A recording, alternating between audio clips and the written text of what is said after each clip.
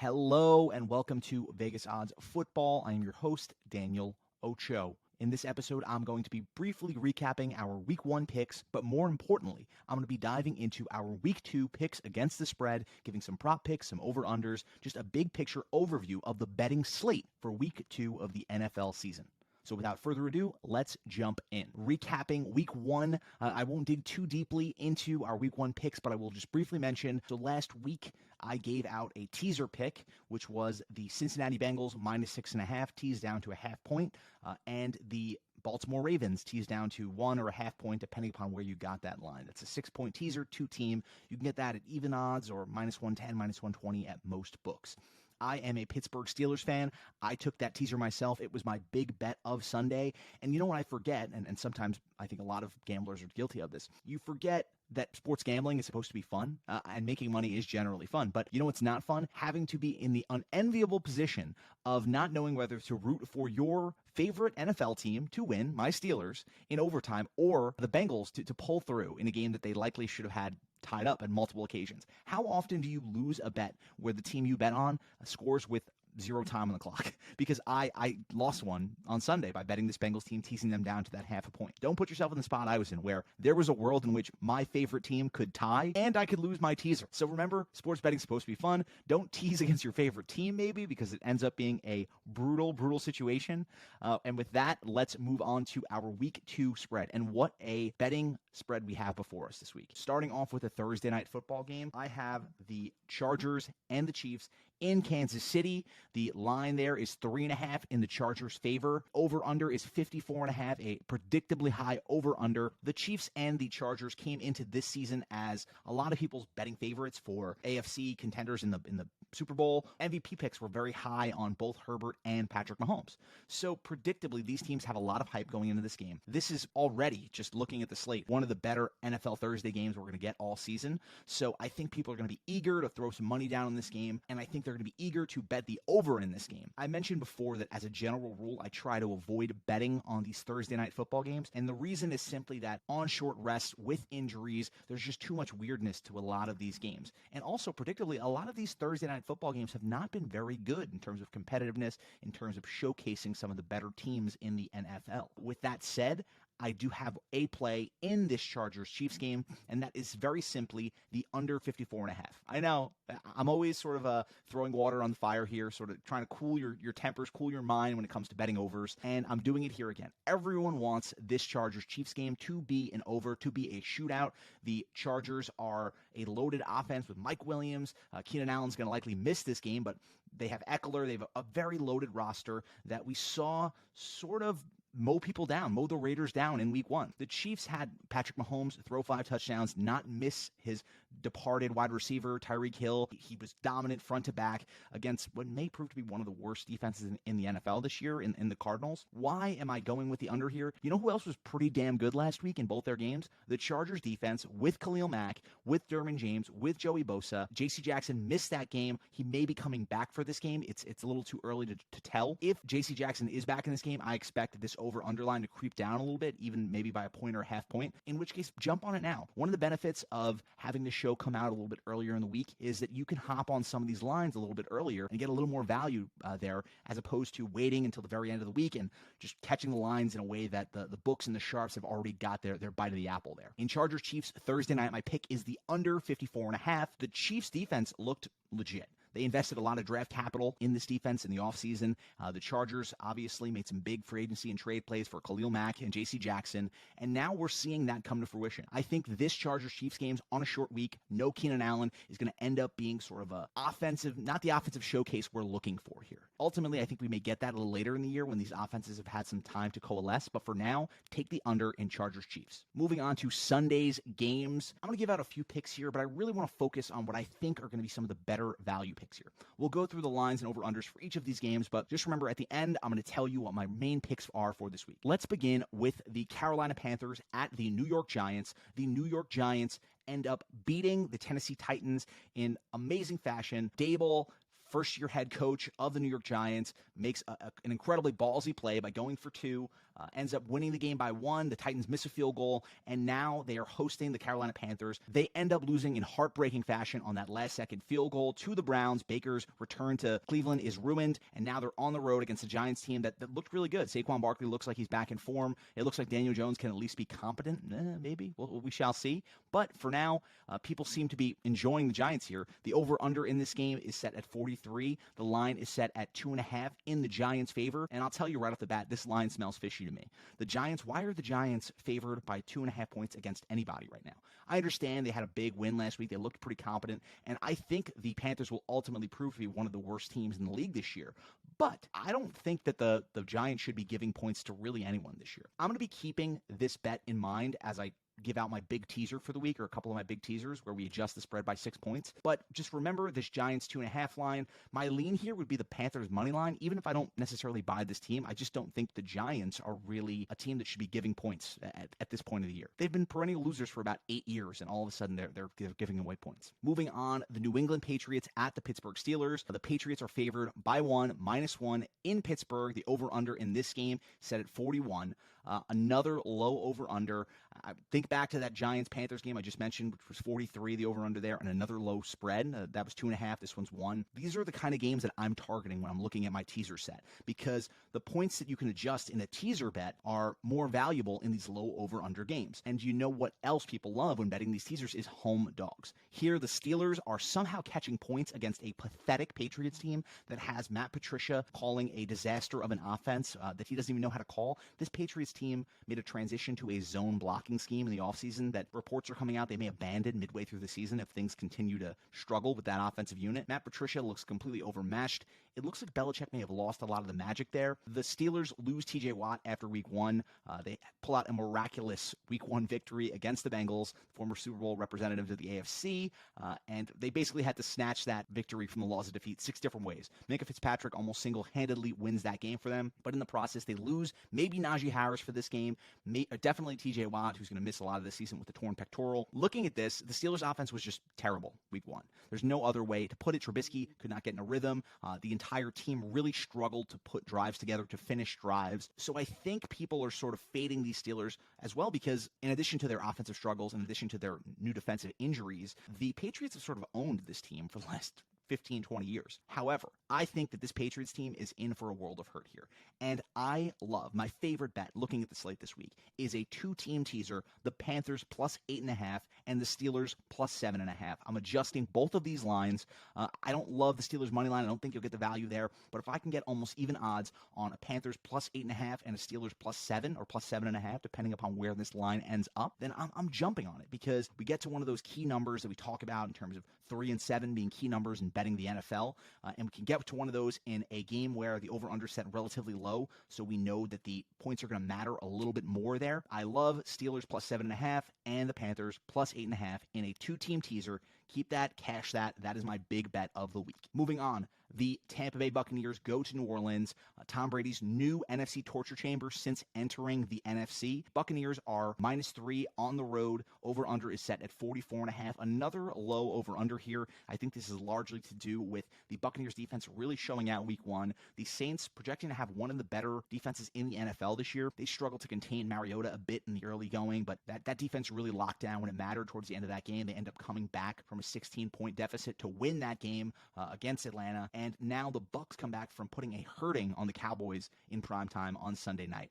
And Tom Brady looks great. Julio Jones looked like he's going to be a difference maker here. In looking at this game, I love the Saints money line. A lot of times when you're looking at these 3 to 3.5 point spreads and you're thinking about betting an underdog, you should really think about sprinkling a little bit or a bigger bet on the money line, because if you're confident in a team to cover that 3.5 point spread, the estimated value of a money line bet is a lot of time going to get you more money in the long term than just betting those 0.3 or plus 3.5 spreads, because the money lines that hit, you're going to get plus 185, plus 190 on some of these money line plays, or plus 200 in some cases, and over the long term, your return on those bets will be higher than whatever you may lose in terms of the money line versus the spread in these plus 3.5 games. So always remember that.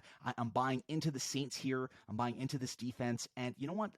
For all the damage that the Tampa Bay Bucs did this week to Dak Prescott and the Cowboys, essentially shaking their franchise to its core, the Bucs offense did not look that dominant. They didn't look that good, even though Julio Jones looks like a difference maker. They already have more injuries to their offensive line. Left tackle gone now. They're in a shaky situation, the Bucs, and Brady has already struggled with two superior rosters playing this Saints team over the last several years. So give me the Saints money line at home this Sunday. Next up, the Jets at the Cleveland Browns. The Cleveland Browns are 6-point favorites. The over-under in that game is set at 40. Another one of these low over-unders.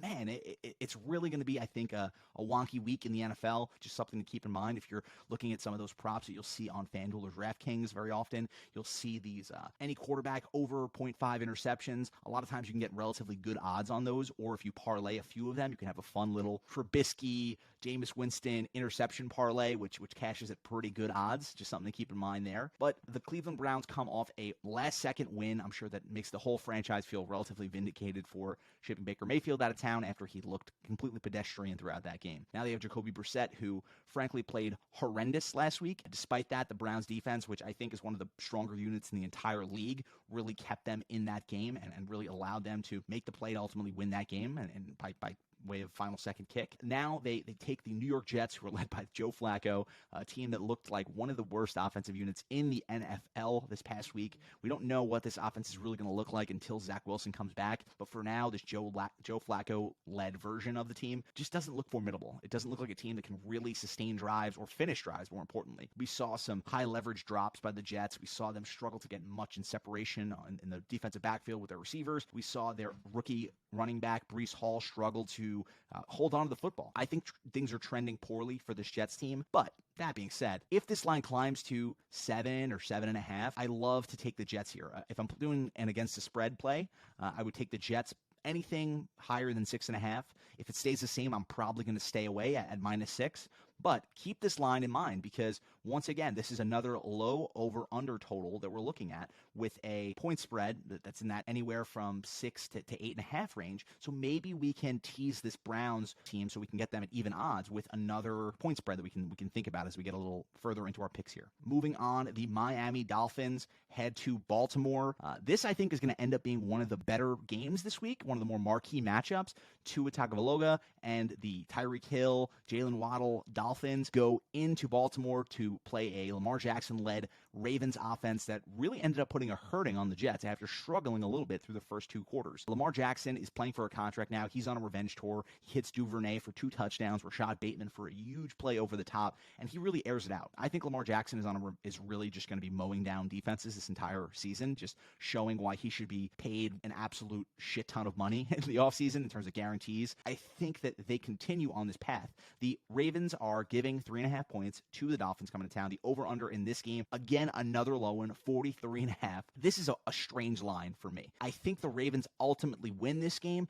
At 3.5, I'm not super confident they cover that line. I think that the Dolphins showed a lot to me last week, especially their defense, especially their skill position players. They couldn't get much going on the ground against that New England Patriots team. However, they were able to really convert a lot of their short yardage passes into long plays because they have so many extremely gifted skill players. Give me the Ravens money line in this game. I will probably stay away from the total. If anything, maybe I'd lean on the over here, over 43.5, just because I think these offenses are both going to end up being pretty good. It may end up being a more high-scoring affair than what we're expecting here. I just want to root for fun in this game. Like I said before at the top of this, sports betting is supposed to be fun, and in a game where I can see Tyreek Hill run really fast and Jalen Waddle run really fast and Lamar Jackson run really fast, give me the over, even though it's not always the highest estimated value bet. Moving on to our next pick, the Washington Commanders at the Detroit Lions. This is another weird line for me. The Lions are -2.5 hosting Washington.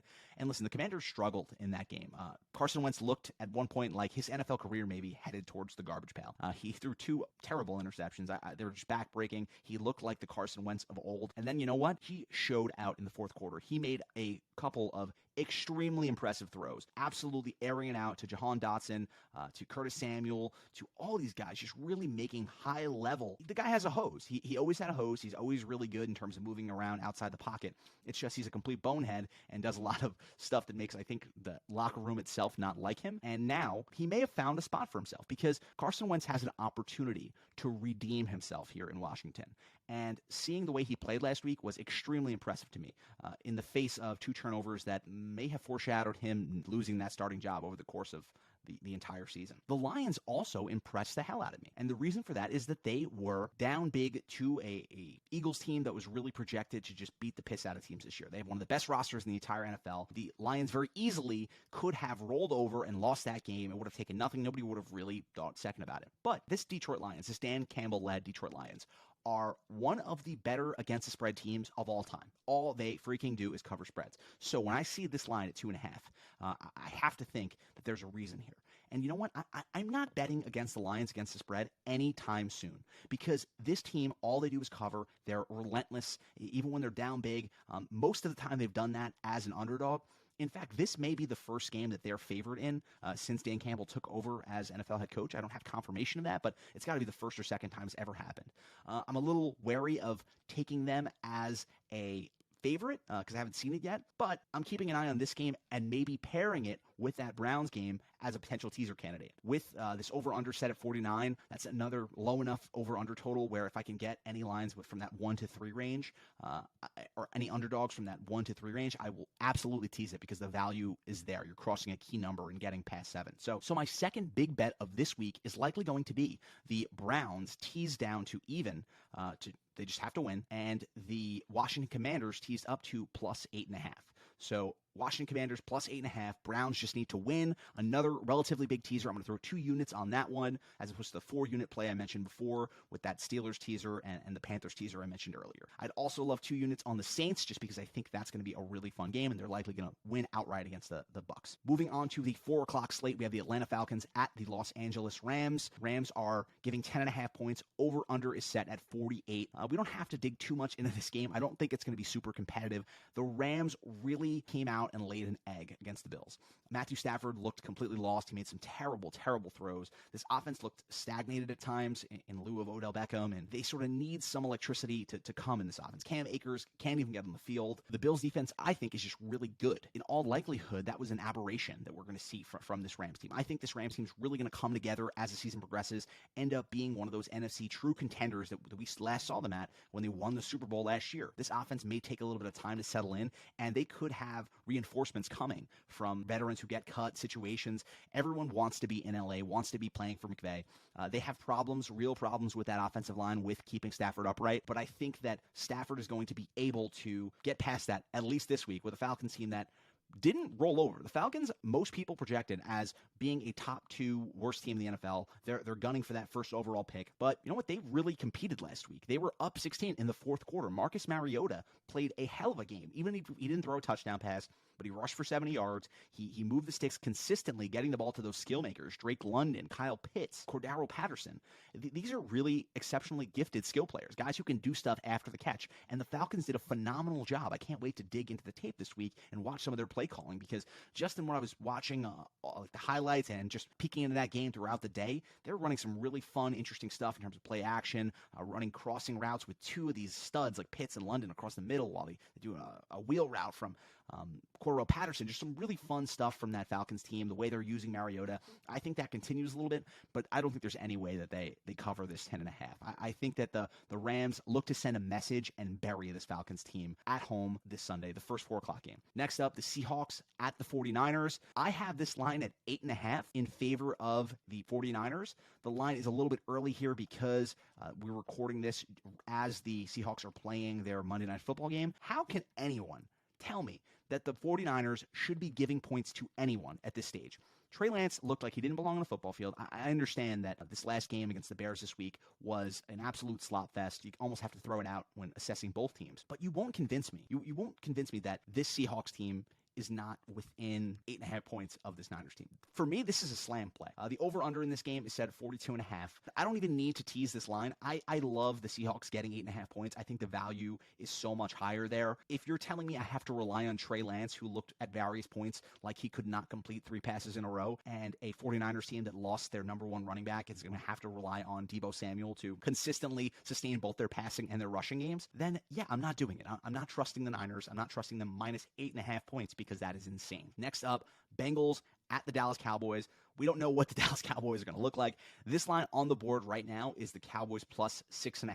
The over-under in this game is set at 43.5. Dak Prescott's gone. The Cowboys looked like an abomination on offense even before Dak Prescott was gone. But that defense that Dallas has put together over the last couple years, when they tanked, or didn't really tank, when Dak got hurt, they ended up with a high draft pick. They got Micah Parsons. Micah Parsons is a superstar. The type of superstar that can carry a defense, that can really end drives for the other team. We were just talking about TJ Watt with the Steelers. That's the kind of player that Micah Parsons is to me. That Cowboys defense really looked incredible versus Tom Brady. They were giving him fits. If only that offense could have sustained drives in any meaningful way. I like this Cowboys offense to bounce back in lieu of Dak this week with whatever journeyman they throw out there at quarterback this week. It's not going to be a fun or a popular bet to bet the Cowboys at 6.5 this week. I think that the Bengals are going to struggle a little bit in the early season. And we saw this Bengals team last year lay eggs when they were first starting to put together sort of what this team was going to look like. I don't really want to bet on the Cowboys or whatever journeyman is going to start a quarterback because I won't feel good about it. If the Cowboys are down 2 scores and they can only muster a field goal at halftime, I'm going to be down on myself and be really angry at myself for most of the day. What my alternative there is that I'm going to sprinkle some props in this game. Things like Cowboys defense to score a touchdown. And I don't know what the odds are. That prop hasn't come out yet. Anytime touchdown score, Cowboys defense. I love that for 2 reasons. Number one, Joe Burrow has shown consistently that he is willing to turn the ball over. He turns the ball over at an extremely high clip for a guy who is thought of to be one of the more high-level players in this league. The Cowboys defense scored a ton last year with guys like Trayvon Diggs. They still have him on that team. He got burned a lot last year, so his regard has sort of gone down in the league. Despite all of that, I love the Cowboys defense. Anytime touchdown score, you're going to get insane odds. It'll be fun. If it does hit, it's going to be a thrill, let me tell you. Let's move on now to the Texans at the Broncos. This line, I have the Broncos favored by 10.5. The Texans are going to Denver, another home game for the Broncos, or their home opener with Russell Wilson at quarterback. Over-under in this game is set at 43.5. Why are the Texans getting 10.5 points? What does this team have to do to prove that they are a legitimate competitive team with Davis Mills? Since this guy took over a quarterback, he's consistently kept them in games, even if the rest of their team has looked like a disaster. I think Davis Mills is relatively legit, but the fact that he's been leading this sort of dog shit Texans team for 2 years has people underestimating him left and right. The Broncos, as I said before, they're playing right now. I can't say what they look like on this Monday Night Football game, but what I can tell you is I think that the books are giving them way too much credit. They're buying into this Russell Wilson hype, or they're hoping that people buy into this Russell Wilson hype. Give me the Texans plus 10.5. This is a competitive football team. Even if they're not world beaters, I think they can cover this line of 10.5 on the road in Denver next week, in one of the last of our 4 o'clock games. The very last of our 4 o'clock games is the Arizona Cardinals at the Las Vegas Raiders. Over-under in this game is set at 52.5. The Raiders are 6-point favorites in this game. The Raiders really struggled offensively this year. They looked out of sorts. They had a lot of sort of bad turnovers by Carr, sacks by Carr. Carr threw some overthrows to Devontae Adams in the red zone that were just ugly plays by them. I think part of this is this McDaniels offense, new offense, first-year head coach, first-year sort of calling games now as the main man in Oakland or in Las Vegas. By contrast, we saw this Cardinals team take an absolute shellacking at the hands of the Chiefs last week. The Chiefs starters didn't even need to play in the fourth quarter. They were just beating the shit out of this Cardinals team that was a 1 seed in the NFC through the first 7 weeks last year. People forget that. What a fall from grace. And now the last 2 games we've seen from the Cardinals here, they were getting blown out by the Rams in the playoffs. Most recently, they were getting blown out again by the Chiefs at home in Arizona. They head on the road versus the Raiders, a Raiders team that is looking to avenge a pretty bad loss to their Chargers opponents where they couldn't really sustain drives. I think that the Raiders get things right this game. This line is set at 6. It feels like too many points to me. But I think I'm going to take the Raiders here. I don't usually like to bet these 6-point favorites. It doesn't feel right to me.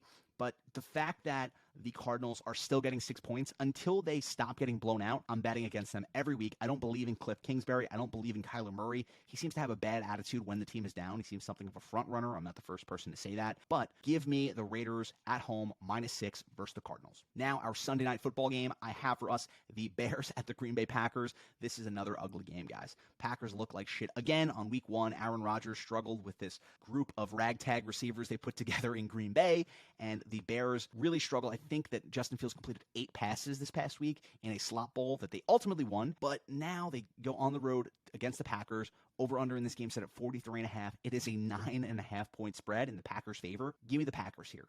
I think the Bears are getting somewhere offensively. They're, at least last week, seemed to be a step in the right direction, even if it was something of a throwout game. This is going to be a funner game, just in terms of ostensibly, entertainment-wise. Darnell Mooney is going to catch the ball. I think the Bears offense will make some plays, but the Packers are going to be on a revenge tour. They are going to want to make a statement. And do you know what Aaron Rodgers likes to do in addition to doing ayahuasca and being a general weirdo? He also loves to kick the shit out of the Bears. Last year was the year he told the Bears fans, "I own you." And you know what? He's absolutely right. All he does is beat the shit out of this team.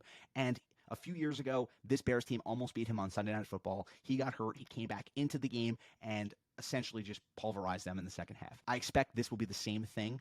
The Packers are going to be, again, trying to prove something here.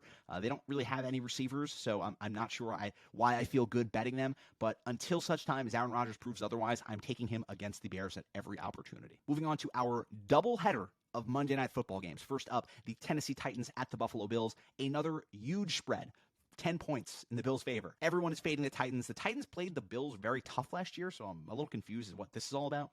49.5. I think people are just hopping on this Bills bandwagon after they looked like the best team in the league by a wide margin last week, kicking the ever-loving shit out of the Rams on Thursday Night Football. They come back from 10 days rest, a little bit extra rest, and they're hosting the Titans this time as opposed to last time these two teams played. The Titans upset them on Monday Night Football in Tennessee. I don't think the Titans are going to go softly into that sweet night, or whatever the saying is. I don't think this Titans team is just going to roll over because everyone's picking against them. They play ball control pretty well. They have played this Bills team pretty tough, this version of the Titans at least. This 10-point line just seems too high for me, even for a Bills team that I'm high on, that I think everyone is high on at this point. Give me the Titans +10 at the Bills, Week 2, NFL, Monday Night Football. This game's at 7 p.m., then they have a second game. I'm not sure what this is all about. The second game at 8:30, the Minnesota Vikings against the Philadelphia Eagles in Philadelphia. Eagles are 2-point favorites.